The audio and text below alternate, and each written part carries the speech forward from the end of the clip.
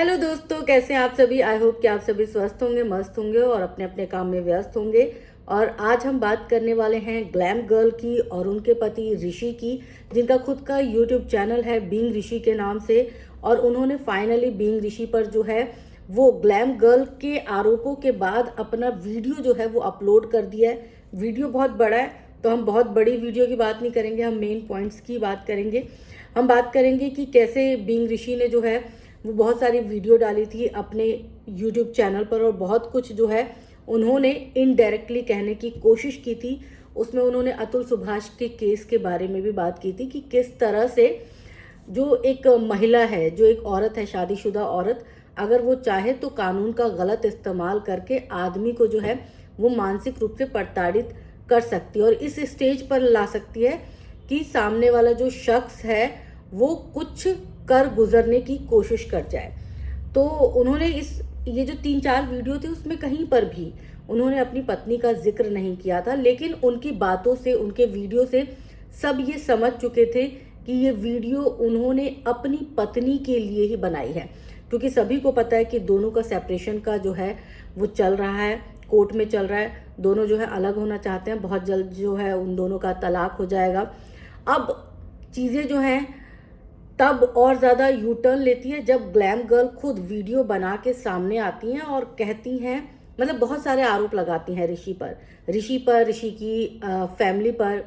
उनका कहना है कि ऋषि की फैमिली बहुत टॉक्सिक फैमिली है, वो वीडियो नहीं बनाना चाहती थी, लेकिन उसके बावजूद ऋषि जो है वो चाहता था कि यूट्यूब चैनल जो है वो बनाए, कपल वीडियोस जो है वो डाले जाए। साथ ही साथ उनको टॉर्चर किया जाता था, इन लॉज की तरफ से भी उनको बहुत ज़्यादा परेशान किया जाता था। और बैंकॉक जाता था ऋषि जो है, हर 6 महीने पर उसको फॉरेन ट्रिप पर जाना होता था, वो भी अकेले जाना होता था। इसके साथ ही उनकी फैमिली से, हिमांशी की फैमिली से भी समय समय पर पैसों की डिमांड की जाती थी। ये सारी चीज़ें बताई उन्होंने। तो देखो, एक महिला मैं भी हूँ, एक महिला ग्लैम गर्ल भी है, हिमांशी भी है। हिमांशी का जब ये सारी चीज़ें जो है सुनी लोगों ने, तो बहुत सारे लोग जो है हिमांशी के सपोर्ट में उतरे और उन्होंने हिमांशी को सपोर्ट किया, क्योंकि हमारे भारत में क्या है कि महिलाओं के साथ बहुत सदियों से अत्याचार होता आ रहा है। तो हमारे दिमाग में कहीं ना कहीं ये चीज़ बसी हुई है कि महिला ने अगर कुछ कह दिया है कि उसके ऊपर प्रताड़ना हो रही है, तो हम सच मान लेते हैं, हम उन बातों की तह तक नहीं जाने की कोशिश करते। और हमारे कानून में भी महिलाओं के लिए बहुत जो है वो, अगर महिला किसी पर आरोप लगा दे तो मजाल है, वो इंसान अगर सही है तो सही होके भी वो खुद को साबित नहीं कर सकता, उसके लिए उसे मरना पड़ता है, तब जाके लोगों को लगता है कि नहीं, ये शख्स सही था। मैं ये नहीं कहूँगी कि ग्लैम गर्ल गलत हैं या फिर ऋषि जो हैं वो सही हैं, मैं कुछ पॉइंट्स ज़रूर उठाऊँगी, क्योंकि आप सब ने ऋषि की फैमिली को देख रखा है। मैं बहुत ज़्यादा ब्लॉग इनके नहीं देखती, ना ही मैं ग्लैम गर्ल के देखती हूँ, लेकिन हाल फिलहाल में मैंने इनके ब्लॉग्स देखने शुरू किए हैं। अब कौन कह सकता है कि ऋषि की फैमिली जो है वो गरीब फैमिली है। ऋषि की फैमिली ऐसी है जिसको पैसों की ज़रूरत हो, क्योंकि ऋषि की फैमिली को देख के लगता है कि उनकी फैमिली जो है वो संपन्न परिवार है, मतलब उनकी फैमिली में पैसों की कोई कमी नहीं है, अच्छे खासे पैसे हैं और उन्होंने अपना एक लेवल बना रखा है। ऐसा नहीं है कि ग्लैम गर्ल पैसे देंगी या उनके परिवार के लोग पैसे देंगे तब जाके इनके यहाँ रोटी बनेगी, ऐसा कुछ था नहीं, शुरू से ही थी। मतलब ऋषि का परिवार शुरू से स्टैब्लिश परिवार है, उनके कपड़ों की दुकान है अच्छी खासी, जिस पर पहले जो है वो ऋषि भी बैठा करते थे। लेकिन बाद में जब उनकी शादी हुई तो उसके बाद ग्लैम गर्ल के वीडियो में वो नज़र आने लगे। और ब्लॉगिंग जो है वो फुल टाइम जॉब है, मतलब आप ऐसा नहीं कर सकते कि उसको पार्ट टाइम में रख ले कि आज ठीक है, आज 2 घंटे ब्लॉगिंग करेंगे, उसके बाद नहीं करेंगे। तो ब्लॉगिंग अगर किसी को करनी होती है तो वो फुल टाइम जॉब है। तो जब इनकी शादी हुई ग्लैम गर्ल से, और ग्लैम गर्ल चूँकि इनके हस्बैंड वाइफ दोनों बन चुके थे, तो जाहिर सी बात है दोनों को वीडियो में कुछ नयापन तो लाना ही था। और न्यूली वेड की जो वीडियोस होती हैं वो बहुत ट्रेंडिंग में जाती है। और एक वक्त एक चीज़ और जो ऋषि ने बोली, उस बात से भी मैं अग्रीड हूँ। ऋषि ने ये बोला कि एक वक्त के बाद जब आपका यूट्यूब चैनल शुरू में जो उठता है तो कहीं ना कहीं उसका डाउनफॉल भी आता है। तब आपको कुछ नया करने की ज़रूरत महसूस होती है। और ये वो वक्त था जब जो ब्यूटी से रिलेटेड हिमांशी बनाती थी वीडियोस, उसको लेकर बहुत सारे लोग वीडियोस बनाने लग गए थे। तो हिमांशी का जो चैनल था वो थोड़ा सा डाउनफॉल में जा रहा था और ज़रूरत थी कि उस चैनल में कुछ नई चीज़ें डाली जाए। तो इसीलिए हिमांशी ने खुद ऋषि को ये बात कही थी कि अब आप जो है मेरे वीडियो में नज़र आया करें। और इसके लिए सबसे बड़ी बात है कि ऋषि के पेरेंट्स ने भी हामी भर दी थी।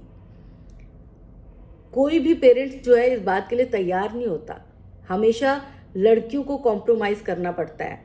लेकिन यहाँ पर ऋषि की फैमिली ने भी हामी भर दी थी, क्योंकि जाहिर सी बात है उनका शोरूम है, कपड़ों की दुकान है, तो उनके फादर अभी स्वस्थ हैं और उनके फादर जो हैं वो देख सकते हैं शॉप को। तो इसीलिए पेरेंट्स ने हामी भर दी, पेरेंट्स को कोई दिक्कत भी नहीं थी।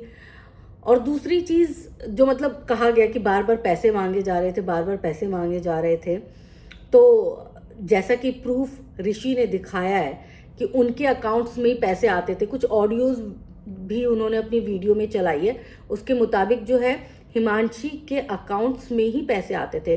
अगर ये बहुत लालची किस्म के लोग होते, क्योंकि जो लालची इंसान होता है ना वो पहले हड़पने की ही कोशिश करता है, उसकी मंशा ये होती है कि भाई किसी भी तरह मैं बहला फुसला के अपने अकाउंट्स में रकम लेकर आऊँ। कोई भी अगर पैसों का लालची नहीं है तो वो छोड़ देता कि चलो ठीक है, मेरी पत्नी है, मेरी पत्नी के अकाउंट में ही पैसे हैं, क्या फ़र्क पड़ता है। जबकि आप सब ने देखा कि पूरी फैमिली यूट्यूब पे मेहनत कर रही थी और कहीं से भी 4 साल तक कोई हंस भी नहीं सकता, 4 साल तक कोई बिना चाहे हंस भी नहीं सकता। ये बात 100% सही है। ये उस दिन भी मैंने बोला था कि किसी को आप जबरन 1 दिन हंसा सकते हो, 2 दिन हंसा सकते हो, 3 दिन हंसा सकते हो, लेकिन 4 दिन आप किसी को नहीं हंसा सकते। वो 4 दिन बगावत करेगा। और ऐसा भी नहीं है कि इन्होंने द ग्लैम गर्ल चैनल जो है वो हड़प लिया हो, आज भी वो चैनल हिमांशी के पास है, आज भी उस चैनल से कमाई रकम जो है वो हिमांशी के अकाउंट में है। तो इसमें नुकसान किसका है? इसमें नुकसान तो ऋषि का है। फिर हम क्यों बार बार बोल रहे कि हिमांशी प्रताड़ित है, जबकि हिमांशी की जो ऑडियो सुनाई गई है वो क्लियर पता चल रहा है कि हिमांशी बहुत खुश है। और हिमांशी की एक रिकॉर्डिंग और थी जिसमें वो गाली दे रही थी ऋषि के साथ, मतलब जिस रूडनेस के साथ वो बात कर रही थी, उस रूडनेस को सुनने के बाद तो मेरा माथा भी ठनक गया कि कोई अपने हस्बैंड से इस रूडनेस से तो बात नहीं कर सकता, फिर चाहे जो मर्जी हो जाए। यानी कि ये रूडनेस उसके बिहेवियर में है। ऐसा नहीं होता कि अचानक से आपके अंदर आप मतलब सती सावित्री हो और आपके अंदर अचानक से जो है राक्षस प्रवृत्ति का इंसान जन्म ले लेता है और आप गाली गलौज करने लग जाते हो।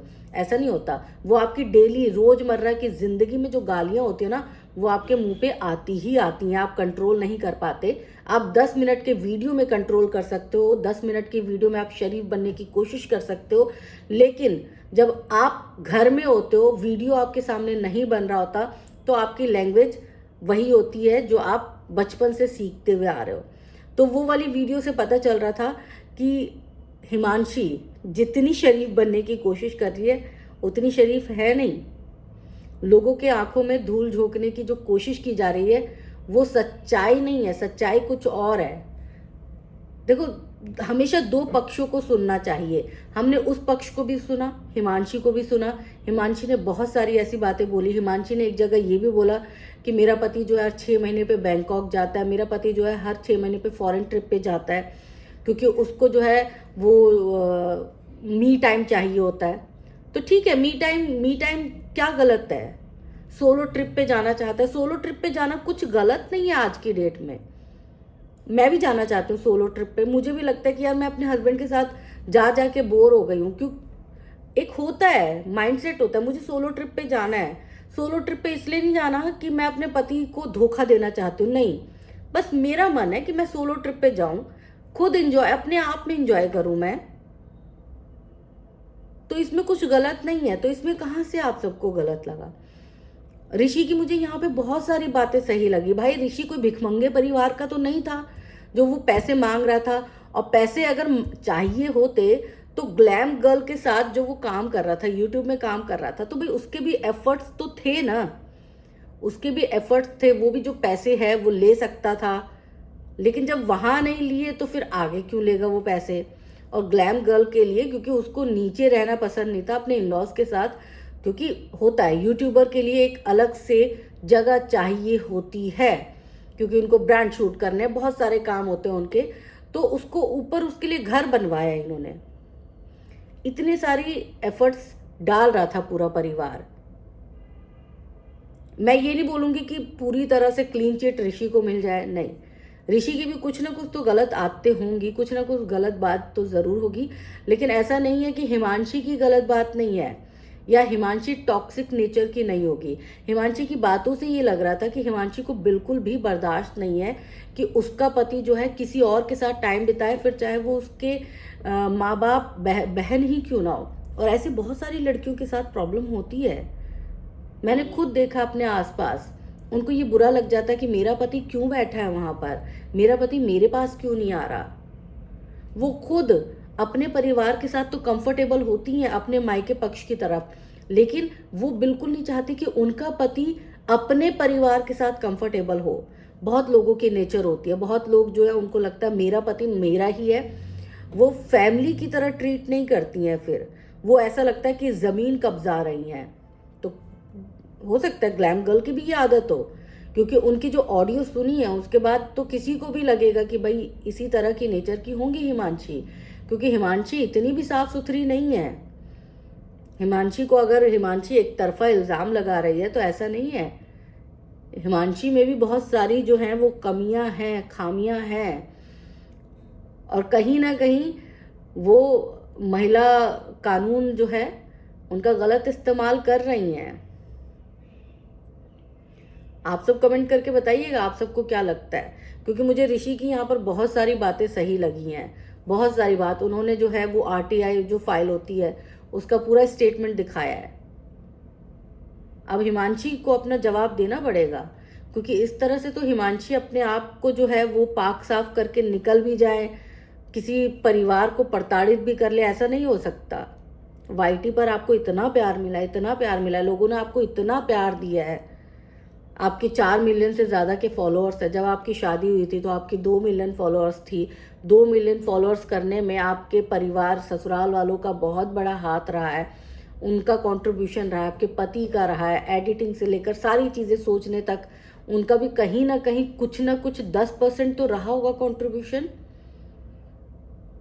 फिर आप ये बोल रहे हो कि मुझे ज़बरदस्ती हंसाया जाता था, वीडियो बनाने के मजबूर किया जाता था, जबकि आपकी एक वीडियो में आप खुद बोल रहे हो कि यार मैं तो खुश हूँ, मैं तो वीडियो बना रही हूँ, मुझे क्या फ़र्क पड़ता है। अगर मैं डिप्रेशन में होती, एंजाइटी होती मुझे, तो मैं वीडियो नहीं बना रही होती, मैं चिल मार रही हूँ, तू भी चिल मार। तो ऐसा लग रहा है उनकी ऑडियो सुनने के बाद तो बहुत सारी चीज़ें क्लियर हो गई हैं दिमाग से कि हिमांशी जो हैं वो दूध की धुली नहीं है और अपने आप को इतना पाक साफ बनने की कोशिश ना करे। हिमांशी के द्वारा भी ऋषि के परिवार को प्रताड़ित किया गया है, और ऐसा बहुत बार होता है। हमें लगता है कि सिर्फ महिलाएं प्रताड़ित होती हैं, पुरुष भी प्रताड़ित होते हैं। हमें अपना नज़रिया बदलना चाहिए, पुरुष भी प्रताड़ित होते हैं, पुरुषों को भी जो है अपमानित किया जाता है। और जब से महिलाओं के लिए कानून बहुत स्ट्रांग हो चुके हैं तब से तो और ज़्यादा महिलाएं हावी रहती हैं। मैंने बहुत सारे केसेस देखे हैं जहाँ पर महिलाएं अपने बच्चों को वेपन की तरह इस्तेमाल करती हैं, ससुराल वालों को इमोशनली ब्लैकमेल करने के लिए बच्चे पैदा करती हैं, और उसके बाद जो है वो परिवार ससुराल वालों पर पूरी तरह से हावी हो जाती हैं और बहुत मेंटली टॉर्चर करती हैं। ज़रूरी नहीं है कि कोई किसी को थप्पड़ मारे तो आप फिजिकली टॉर्चर हो गए, नहीं, वो कुछ इस तरह की चीज़ें करती है कि अपने बच्चे को दादा दादी से बात नहीं करने देंगी, अपने बच्चे को जो है वो पीटने लग जाएंगी, जो है गाली गलौज करने लग जाएंगी। इन सब के कोई सबूत थोड़े ना होते हैं, लेकिन जिस पर हो रहा होता है, जिस पर पड़ी होती है वो चीज़ें, वो पता होती है उसको। तो बहुत सारे लोग मेरी इस बात से भी सहमत होंगे। हमेशा ज़रूरी नहीं है कि लड़की सही है लड़का गलत है, लड़का सही है लड़की गलत है। अगर मैं ऋषि का आज का वीडियो देख के मैं बात करूँ तो मुझे हिमांशी जो है वो 55% जो है वो गलत लगी है, टॉक्सिक नेचर की है। और बार बार अगर किसी के फैमिली को आप बोलेंगे, किसी के पेरेंट्स को, क्योंकि कोई भी पेरेंट्स ये नहीं चाहता कि उसके बच्चों की ज़िंदगी बर्बाद हो। सबसे बड़ी बात, अगर हमारे पेरेंट्स नहीं चाहते, आपके पेरेंट्स नहीं चाहते कि ज़िंदगी बर्बाद हो, तो ऋषि के पेरेंट्स भी नहीं चाहते होंगे कि उनकी ज़िंदगी बर्बाद हो, ना ही हिमांशी के पेरेंट्स चाहते होंगे। गलती दोनों बच्चों की है, लड़का लड़की दोनों की है। इसमें परिवार को उसके पेरेंट्स को गलत बोले या उसके पेरेंट्स को गलत बोले, उसका कोई फ़ायदा नहीं है। इन दोनों के रिलेशनशिप में बहुत गैप आ गया। होती है ना कुछ औरतें, पैसे दांत के नीचे दबा के रखना, अपने पैसे खर्च नहीं करना। लेकिन मेरा पति, शादी के बाद होता क्या है कि मैं अपने पैसे खर्च नहीं करूंगी, लेकिन मेरा पति, क्योंकि मैं तो उसकी जिम्मेदारी हूं ना, अब वो मेरे सारे नखरे उठाएगा। ये माइंडसेट है। कमाने के बाद करोड़ों रुपए अकाउंट में होते हैं, लेकिन उसके बावजूद भी ये माइंडसेट होता है। तो आज की वीडियो आप सब भी देखिएगा और बताइएगा मुझे, और यहाँ पे भी कमेंट करके जाइएगा कि आपको क्या लगता है, कौन गलत है। क्योंकि आप सब सर्वोपरि है भाई, इतनी बारीकी से आप सब देखते हो और इतनी बारीकी से सजेशन भी देते हो आप सब, और आपका जो सजेशन होता है वो कभी गलत नहीं होता। तो आप सब कमेंट करके बताइएगा आप सबको क्या लगता है।